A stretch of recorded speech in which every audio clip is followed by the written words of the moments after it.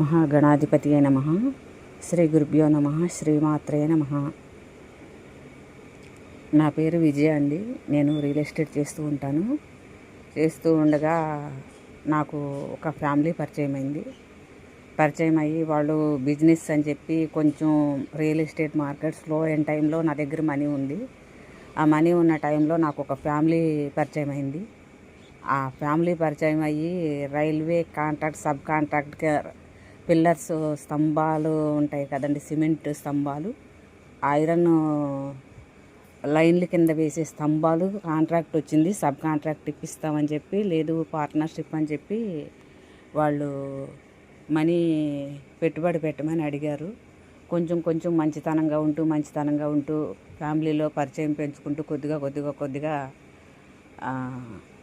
Business అని చెప్పి కొంచెం నేను కూడా ఉండి కాదు, నా దగ్గర కొంచెం ప్రాపర్టీ ఉంటే తాకట్టు పెట్టి కొంచెం డబ్బులు తీసుకురావడం పెట్టడం, మళ్ళీ తీసుకురావడం పెట్టడం, అట్లా పెడుతూ చాలా ఆల్మోస్ట్ దాదాపు 70-80 మధ్యలో, దాదాపు వాటి ఇంట్రెస్ట్తో సహా చూసుకుంటే 80 దాటిపోయేంత ఫిగర్ అమౌంట్ వాళ్ళు అడుగుతూ ఉన్నారు. వాళ్ళ మీద నమ్మకంతో ఒక మంచి ఫ్యామిలీ అని చెప్పేసి నేను ట్రావెల్ చేస్తూ నడుస్తూనే ఉన్నారు.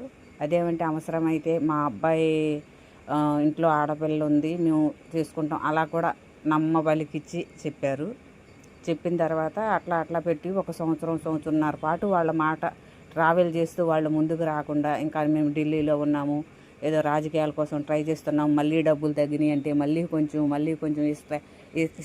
ఇస్తా ఉన్నంత వరకు ఇచ్చేసి ఆల్మోస్ట్ చాలా టోటల్గా కంప్లీట్ అయిపోయి ఇంకా అప్పులు కూడా తీసుకొచ్చి ఇచ్చానండి.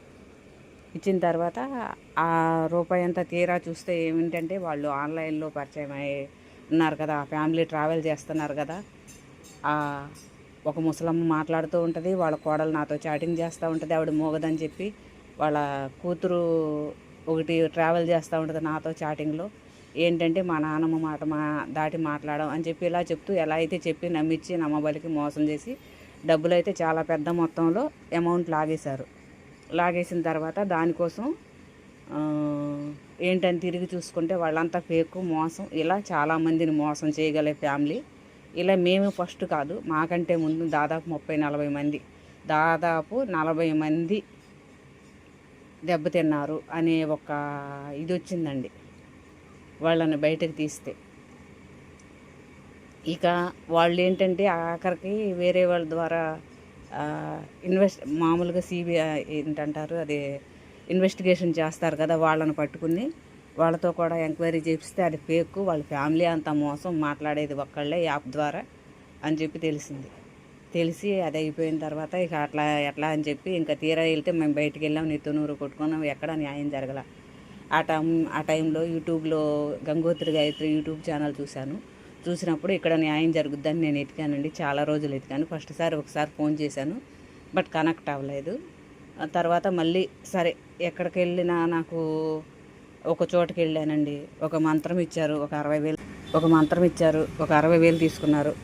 ఒక మంత్రం ఇచ్చి ఒక 60,000 తీసుకుని ఆ మంత్రం పని చేయకపోగా మీకు తీరా చెప్పింది ఏంటంటే వాడు మీకు మీ పిల్లలకి ప్రయోగం చేశారు, సమ్మోహనం చేశారు, వశీకరణం చేశారు, వాళ్ళు చెప్పినట్టు ఈయన ఆడటానికి చేయడానికి అని చెప్పి సర్లే అది బాగు చేస్తాం అని చెప్పి డబ్బులు తీసుకున్నారు. అయిపోయింది. అది అడిగినందుకు మూత్రం పడకుండా మూత్రబంధనం చేసి అట్లా చేసి ఇబ్బంది పెట్టి బాధ పెట్టారు. అక్కడికి అయిపోయింది. సరే ఇంకా ఎట్లా అని ఎతుకుతా భగవంతుడిని కోరుకుంటా ఒకసారి మళ్ళీ నేను ఒక 5-6 నెలలు 7-8 నెలలు దాదాపు నేను ఈ బాధల్లో ఉన్నప్పుడు నేను ప్రదక్షిణ చేస్తా. నేనైతే కోరుకున్నాను అమ్మవారి గుడికి. నేను మామూలుగా శివాలయ ప్రదక్షిణలు చేస్తున్నప్పుడు ఇట్లా పలానా వ్యక్తి ఇట్లా ఈ ఛానల్ విజయేంద్ర గారని తర్వాత నాకు తెలిసిన పేరు కూడా, అంతకుముందు అంతగా తెలియదు నాకు. ఆయన చూస్తారు, ఆయన అయితే సరి చేస్తారు, ఏదైనా న్యాయం చేస్తారు. అప్పటికే ఉన్న రూపాయి అంత అయిపోయింది, ఎక్కడ తిరగడానికి రూపాయి కూడా లేదు. అలాంటి పరిస్థితుల్లో నేను చేసి అశ్లేషబలి కార్యక్రమంలో వీడియోస్ కోసం చేసినప్పుడు సరే పూజ చేద్దాం, ఏదన్నా అప్పు చేసి అయినా సరే అని చెప్పి మళ్ళీ కొంచెం అన్న కర్మదీరి ఏదన్నా ఇవన్నీ పరిస్థితులు దారవుతాయి అని చెప్పి ప్రయత్నిస్తున్న టైంలో కనెక్ట్ అయినప్పుడు అప్పుడు చాలా రోజులు పూజలు చేస్తూ తిరిగాను. ఇక్కడ కనుక కనెక్ట్ అయితే గురువుగారు ఆయన సబ్జెక్ట్ ఉంది, చూస్తారు, మాకు న్యాయం జరుగుతుందని గట్టిగా నమ్మినప్పుడు నమ్మి వచ్చానండి. నమ్మి వచ్చినప్పుడు ఇక చూశాను, చెప్పారు నాకు కొన్ని ఇక్కడ కొన్నే చెప్పొచ్చు అనుకుంటా. నేను చేసిన రెమెడీలు భారీగా పెద్ద పెద్దవే చేశారు. కొన్ని కోడి, తర్వాత కొన్ని వేరేగా ప్రాసెస్ చేసినవి ఇక్కడ బహుశా చెప్పకూడదు అనుకుంటా. తర్వాత అక్కడ చేసిన తర్వాత ఒక ఆదివారం అమావాస్య రోజున, ఇక్కడ అయిన తర్వాత ఇంకొక ఆదివారం అమావాస్య రోజున ఇంకొక చోటకి తీసుకెళ్ళి అక్కడ కూడా ఒక పెద్ద గురువు గారి దగ్గర మళ్ళీ అక్కడ కూర్చోబెట్టి అక్కడ చేస్తే తెలిసింది ఇక వశీకరణాలు, సమ్మోహనము, ఇంకా వాళ్ళు మెడిసిన్ పెట్టడం, ఇట్లాంటివన్నీ మాకు డబ్బులు తీసుకోవడానికి చాలా మా మీద ప్రయోగాలు జరిగినాయి. ఇవన్నీ కొన్ని తెలిసి అనుకూలంగా, వాళ్ళకి అనుకూలంగా మార్చుకునేందుకు మా ఫ్యామిలీని చేశారని చెప్పేసి తర్వాత అర్థమైంది. అక్కడికి వెళ్ళినాక సాయంత్రం పూట ఆదివారం అమావాస్య నైటు 10 గంటలకు మొదలుపెట్టారు. ముందు ప్రశ్నేసి చూశారు. చూసిన తర్వాత ఆదివారం 10 గంటలకి నైటు ప్రశ్నేసి చూసిన తర్వాత సమాధానం వచ్చినాక మాకు జరిగింది నిజమని నమ్మిన తర్వాతే వాళ్ళు ఆ కేసు తీసుకుని దాన్ని మళ్ళీ బాగు చేయడానికి, రివర్స్ చేయడానికి, మాకు సరిచేయటం కోసం చేశారండి. చాలా బాగా చేశారు. చేసి ఆ రోజు నైట్ 10:30కి చేసేటప్పుడు 11 అయిపోయింది. అవి తీసుకెళ్ళి మళ్ళీ శ్మశానంలో పారేసేటప్పుడు అక్కడ ఒక శవం కాలుతూ ఉంది. అదే టైంలో తీసుకెళ్ళి అక్కడ పారేసి అవన్నీ చేసుకుని వచ్చిన తర్వాత మాకు క్లియర్ అయింది, బాగానే ఉన్నాము. తర్వాత ఒక పాపకి మ్యారేజ్ జరిగింది. తర్వాత కొంచెం ఆ ప్రయోగాల బారి నుండి, ఆ సమస్యల నుండి కొంతవరకు బయటపడి అలా విజయేంద్ర గారి ద్వారా కొంచెంగా బయటపడుతూ, తర్వాత అలా ప్రయోగాలు తిప్పికొట్టే విధానంలో బాగు చేయించి, తర్వాత ఇంకో కొన్ని పూజలు, మళ్ళీ తర్వాత హోమాలు ఇక్కడ ఇంటి దగ్గర పెట్టారండి. శతచండీ హోమం, శతరుద్ర చండీ హోమం మనిషి జీవితంలో చూడలేనివి, చేయలేనివి, అలా చేశాము అనే మాట అంటే అది నిజంగా భగవంతుణ్ణి బంగారు పూలతో పూజిస్తే తప్ప అలాంటి హోమంలో, యాగంలో పాలు పంచుకునేటువంటి ఒక అనుమతి భగవంతుడు ఇవ్వడేమో.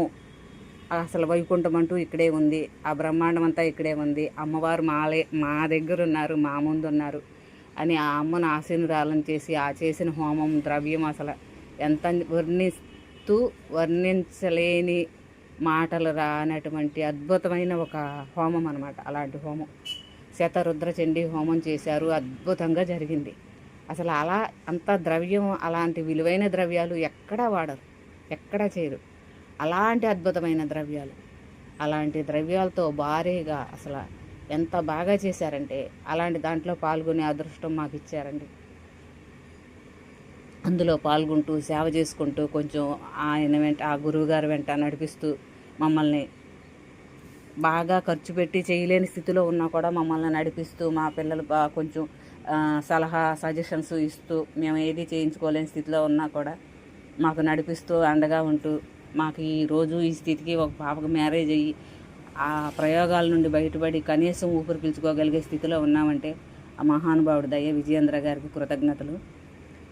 అంతేకాదు అమ్మగారు నిజంగా ఆ బిడ్డల్ని వాళ్ళని కన్నా అమ్మగారు, ఆ తల్లి, మా తల్లి, నిజంగా తల్లి, అమ్మవార్లే ఆవిడ. అలాంటి దేవత లాంటి తల్లి. ఆ తల్లి కూడా మేము కష్టంలో ఉన్నప్పుడు ఆదరించి చాలా హక్కును చేర్చుకుని చాలా ప్రేమగా, బాధ్యతగా, అసలు ఒక బిడ్డలాగా చూస్తూ, మాకు కష్టంలో ఉన్న చాలాసార్లు వారింటికి వెళ్ళినప్పుడు ఎంత సాదరంగా ఒక మంచి ఫ్యామిలీ పర్సన్ లాగా చూశారు తప్ప ఎప్పుడు బయట మనిషిలాగా చూడలేదు. అలాంటి ఆత్మీయత పంచారు, అభిమానాన్ని పంచారు. చాలాసార్లు నా పరిస్థితుల నుంచి బయటపడతానా లేదా అని ఎంత బాధపడేదాన్ని అంటే నిద్రపోయేదాన్ని కాదు. అలాంటి సమయంలో గురువుగారు వచ్చి అండగా ఉండి, మీకేం కాదమ్మా, మీరు బయటపడిపోతారు, మీకు చేపిస్తాను, మీకు లైన్ చేస్తాను అని చెప్పి అండగా ఉండి ధైర్యం చెప్పి నడిపించి మా సమస్యల నుంచి బయటపడేసి ఈరోజు మేము ఇలా ఉన్నామంటే ఆ గురువుగారు మహానుభావుల దయ. శతరుద్ర చండీ హోమంలో అవకాశం ఇచ్చారు, శతచండీ హోమంలో అవకాశం ఇచ్చారు. ఇలా ప్రతి పూజలో అవకాశం ఇస్తూ, దారి చూపిస్తూ, మమ్మల్ని ఈ రోజుకి నడిపిస్తూ చేస్తున్న వారికి, వారి పాదాలకు నా కృతజ్ఞతలు. వారి హృదయానికి శిరస్సు వంచి మనస్ఫూర్తిగా ప్రణామాలు చేస్తున్నానండి. ఈరోజు నా జీవితంలో ఎన్నో బాధల్లో ఉన్న నన్ను ఎలా రిలీఫ్ అవుతానో అని ఆలోచించడం తప్ప ఎలా అవుతానో దారి కూడా తెలియదు నాకు. ఈరోజు ఇలా చేశారంటే, ఇలా నిలబెట్టారంటే ఆ మహానుభావుడి దయ.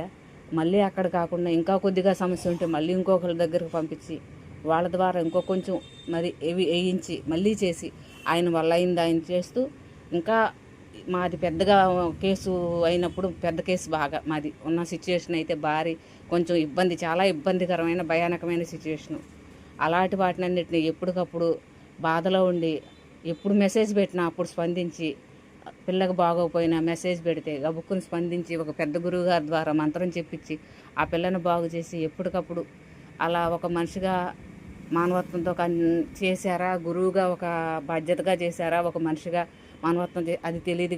కానీ ఎప్పటికప్పుడు గురువు అంటే తనకు కొన్ని నియమాలు ఉండి కొంతవరకే పాటిస్తారు, కొంతవరకే చూస్తారు, కొంతవరకే పట్టించుకుంటారు. కానీ ఎప్పుడు బాగోలేదన్న అర్ధరాత్రి కూడా లేచి అప్పుడు మంత్రం చెప్పించి ఆ గురువు గారితో ఆ పిల్లల్ని ఉపశమనపరిచి, ఆరోగ్యం బాగోపోతే, చెడిపోతే, ఇబ్బంది పడితే అట్లా ఎప్పటికప్పుడు మా కష్టాల్లో ఆదుకొని మాకు అండగా నిలిచిన ఒక మహానుభావుడు ఆ విజయేంద్ర గురువు గారు. ఆయన జాతకాలు రాస్తారు, అద్భుతంగా రాస్తారు. అలాంటి ఇది టాలెంట్ ఇవాళ ఏదో టీవీల్లో వీటిల్లో చెప్పుకుని ఇది అయ్యేవాళ్ళు తప్ప రియల్గా అసలు ఎంతమందికి రాసి అవి చూస్తూ ఉంటాం, గ్రూప్లో పెడతా ఉంటారు. అసలు అద్భుతంగా రాస్తారు, అంత అద్భుతంగా రాస్తారు. కానీ ఎక్కడికన్నా వెళ్తే రాళ్ళు రత్నాలు ఇవి అలా చెప్తారు, అలా కాదు. నిజంగా కర్మ తీరటం కోసం ఏం చేయాలో చెప్తారు. ఆ జాతకంలో సమస్య ఎక్కడ ఉందో చూసి కర్మ తీరటం కోసం ఏం చేయాలో చెప్తారు తప్ప ఈ రాళ్ళు నువ్వు కొనగలవు కదా, ఈ 30,000 పెట్టి డైమండ్ వేసుకో, ఈ 15,000 పెట్టి ఇది వేసేసుకో, నవరత్నాలు పెట్టేసుకో, లేకపోతే ఈ 5,000 పెట్టేసి స్టోన్ పెట్టేసుకో, అలా చెప్పరు. మనిషి ఏ రూపంలో ఆ జాతకంలో ఏ రూపంలో కర్మ ఎక్కడ బలంగా ఉంది, ఆ బలంలో నైతికంగా మనంగా దేని విషయంలో సమస్య ఉందో దానికి రిలేటెడ్గా ఉన్న సమస్య సేవ ద్వారా కొన్ని చేయడం ద్వారా అలా మంచి మంచి రెమెడీస్ ఇస్తూ చాలా బాగా చూస్తారు. అలాంటి అద్భుతమైన చూడగలిగే వ్యక్తిని నేను చాలామంది దగ్గర తిరిగి చూశాను, గురువుల దగ్గర. నేను కూడా నాకు కొంతమంది గురువులు ఇంతకుముందు విదితమే, ఆ గురువు గారు ఇదైపోయిన తర్వాత ఈయన చూశాను. అంతకుముందు చూసిన గురువులు వేరు. అప్పుడు నేను ఎవరి దగ్గర గురువు శిష్యర్కం చేశానో వారు లేరు, అమ్మవారి దగ్గరికి వెళ్ళిపోయారు, రుద్రకాళి ఉపాసకులు. సో ఆ తర్వాత నేను వెతుకుతుండగా చాలా కాలం వెతికినాక భగవంతుడు ఈ కష్టరూపంలో ఉన్నప్పుడు ఆ అమ్మవారు నేను మహాకుంభమేళాలో వెళ్ళి 3 రోజులు స్నానం చేసి అక్కడుండి త్రివేణి సంగమంలో మాఘ పౌర్ణమి రోజున స్నానం చేసి అక్కడ 3 రోజులు నిద్ర చేసి అక్కడే స్నానం చేస్తూ ఆ 3వ రోజు మహాకాళేశ్వర్ వెళ్ళి ఆ మహాకాళేశ్వర్లో అన్నాభిషేకం చేసి ఆ అంగారేశ్వర మహాదేవికి అన్నాభిషేకం చేసి గడ్కాళీమాత దర్శనం చేసుకుని ఇవన్నీ చేసుకున్న తర్వాత ఎంతో వెతికాను. ఇవన్నీ చేసుకుని వచ్చినాక ఆ మహానుభావుడు కనెక్ట్ అయ్యారు. నేను ఒకటి నమ్ముతున్నా, నేను ఎతికి పట్టుకున్నానని నేను అనుకోను. నా బాధకి సొల్యూషన్ ఎక్కడుందో అక్కడ ఆ అమ్మవారు, ఆ గడ్కాళీమాత, నేను నమ్మే కాళీమాత, దుర్గామాత, ఆమె ఆ విజయేంద్ర అనే మహానుభావుడి దగ్గరకు పంపించింది. అక్కడ నా సమస్యకు సొల్యూషన్ ఉందని నాకు తెలియదు, కానీ ఆ అమ్మకు తెలుసు. ఈ లోకాన్ని నడిపించే తల్లికి తెలియంది ఏముందో ఆ అమ్మకు తెలుసు. ఆ అమ్మ నన్ను అక్కడికి పంపించింది. నేను మనస్ఫూర్తిగా చెప్తున్నా ఈ మాట, మనస్ఫూర్తిగా నమ్ముతున్నా ఈ మాట. అక్కడికి వెళ్ళొచ్చిన తర్వాతే, ఇక్కడికి వెళ్ళొచ్చిన ఒక వారం రోజులకే ఆ గురువుగారు అడ్రస్ దొరకటం, ఫోన్ ఎత్తటం, అంత ఫోన్ కూడా డైరెక్ట్గా మాట్లాడడం జరిగింది. అంతకుముందు మెసేజ్ కూడా రెస్పాన్స్ లేనిది. అలా భగవంతుడు అక్కడికి చేర్చి అక్కడ బాధ ఉపశమనం కలిగే పరిస్థితులు అవకాశాన్ని నాకు ఇచ్చాడు. ఆ గడ్కాళీమాత, ఆ మహాకాళేశ్వరుడు ఇన్ని సేవ చేసుకొచ్చినాక మా కర్మ తీరి అక్కడ ఆ మహానుభావుడిని కలిసే ఒక యోగాన్ని దారిని చూపిస్తే అలా కలిసి ఈరోజు ఆ గంగోత్రి గాయత్రి అనే యూట్యూబ్ ఛానల్లో, కాదంబరి అనే ఛానల్లో నేను ఒక మెంబర్గా మంచి చెడు తెలుసుకుంటూ జ్ఞానంతో విచక్షణతో ఎవరికి ఏ హాని చేయకుండా, ఏ పాపం చేయకుండా దైవికమైన విధానంతో ఎలా బతకాలో అలా దైవికంగా బతుకుతూ నా వల్ల అయినంత వరకు ఏ సేవ చేయగలనో అది సేవ చేసుకుంటూ ఎవరిని ఇబ్బంది పెట్టకుండా బ్రతికిన బ్రతుకు సాత్వికంగా సాధ్యమైనంత వరకు ధర్మంగా, నీతిగా, నిజాయితీగా బతకాలని నేను నడుస్తాను అనుకున్న సంకల్పానికి అలాంటి మనిషి చేయుత అండ, ఇలా చేయండి, ఇలా చేసుకోండి, ఎప్పుడు స్నానాలు చేయండి, ఈ పూజ ఇలా మంచి విధానాల్లో చెప్తూ నడిపిస్తున్న ఆ మహానుభావుడికి, వారి తల్లికి, వారి కుటుంబానికి శతకోటి పాదాభివందనాలు, శతకోటి కృతజ్ఞతలు.